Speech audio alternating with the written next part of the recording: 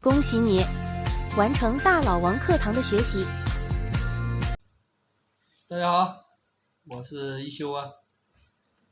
可能将近快1个月没有来录视频了。哎呀，最近不是生病一下，喉咙里面感觉有异物的感觉，就是这个太累了，每天都感觉一整天，哎呀，都没什么精神啊。关键还是看视频的人太少，没什么动力，所以就停更了好长一段时间了。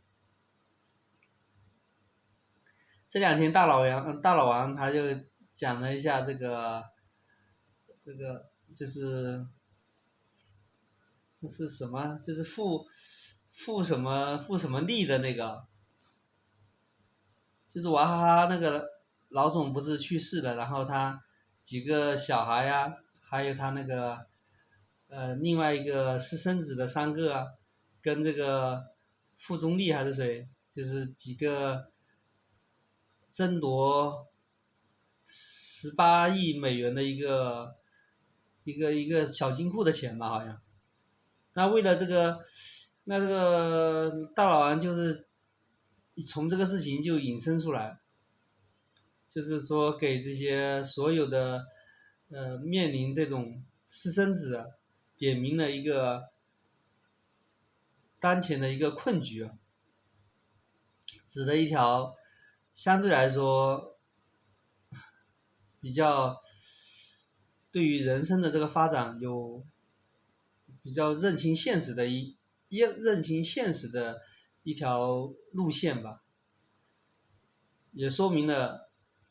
一个问题，就是劝导别人，像这种有钱的大老板啊，管不住，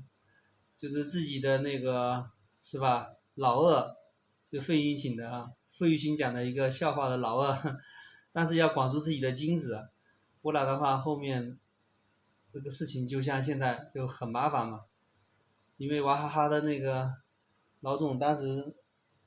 被人诟病的意思就是说，他不是讲过一句话吗？什么一个被子，一个老婆，一个什么一个什么什么什么都是一个的哈，结果没想到去世没多久就爆出这么多这个大瓜。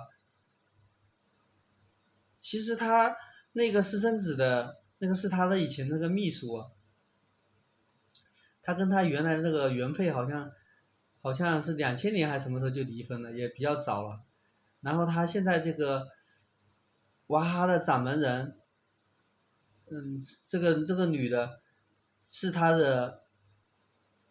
就是原配生的小孩，虽然是一个女的，但是的话也让他类似于可能他老爸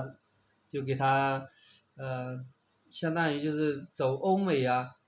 尤其是欧洲跟这个日本走的那个路线嘛，就是长子继承的那种制度啊。虽然说你在日本可以看到很多这个电视里面都是讲，你如果不是这个长子的话，你排后面的那种，基本上就继承不了这个遗产的。然后这个就是这个中什么庆的这个，是吧？他可能也是这种想法，就是让自己的原配生的小孩，到时候继承他这个产业，但是他就是没管住自己的精子。第二个那个叫杜建英还是叫什么？这个应该是他第2个老婆，其实也是有结婚，后面而且还离婚了，是他以前的秘书嘛。没想到有3个小孩，然后听别人讲说，可能还有哈，但是其他的就没有这样爆出来了。反正就是原来他这个老头在的话，他可以镇得住啊，大家都认他。等他这个人走掉之后，镇不住了，这个两边的人啊，是吧？都出来就是想要那笔钱了，应该也可以理解吧。现在这个瓜越来越大哈，然后大老王通过这个事，刚才讲的就是给一些私生子啊，给这些这些人这一类群体啊，就是讲了一下以后的那个怎么样从自己的父亲从他那边可以获得相应的帮助啊。那你想说叫父亲说给你一笔钱去投资啊，或者给你一笔什么去创业啊，这种基本上是不太可能的，也不太现实。可能他们这个有钱的这个圈层的话，也不是我们可以理解的吧。但是呢，这个大老王说，你有一个办法是干嘛呢？就是说你可以，就是说让他的那个父亲啊，给他说自己要去学习啊，要去怎么样？比如说我要去留学啊，是吧？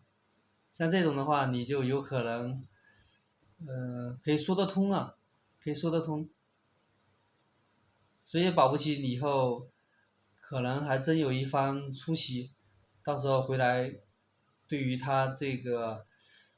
家族这个企业啊，还会有很大的裨益啊。所以说大老王就给这些私生子支招，意思就是让这个老爸给自己钱出去国外去留学，学本事去。因为他这个接的这个大老王就是不是有人给他写信吗？在这个信里面就讲了自己也是，就是相当于他的父亲是想要儿子的时候，在他的母亲18岁的时候就跟了他，就是相当于是这个，呃，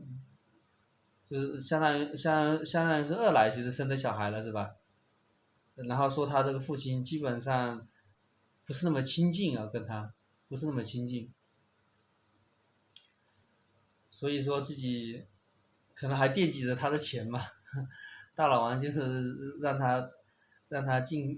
就是也不要想的那么好啊，基本上应该是没戏的，